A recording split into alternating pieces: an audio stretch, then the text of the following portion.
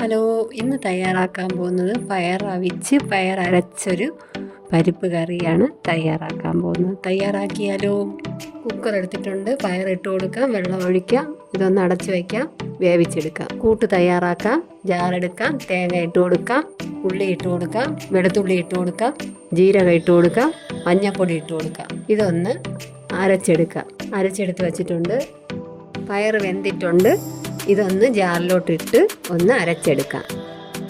അരച്ചെടുത്ത കൂട്ടിലോട്ട് ഇതും കൂടെ ഇട്ട് കലക്കി ഉപ്പും കൂടെ ഒഴിച്ച് കലക്കിയെടുത്ത് കടുക് വറുത്തെടുക്കാം. കടുക് വറുക്കാനായിട്ട് ഒരു പാൻ അടുപ്പി വയ്ക്കുക. എണ്ണ ഒഴിച്ച് കൊടുക്കുക, കടുക് ഇട്ട് കൊടുക്കുക, മുളക് ഇട്ട് കൊടുക്കുക, ഉള്ളി ഇട്ട് കൊടുക്കുക, കരിവേപ്പില ഇട്ട് കൊടുക്കുക. ഇതെല്ലാം കൂടെ ഇത് വരുമ്പോൾ അരച്ച് വെച്ച ഈ കൂട്ട് ഇതിലോട്ടൊഴിച്ച് ഒന്ന് കലക്കി എടുക്കാം.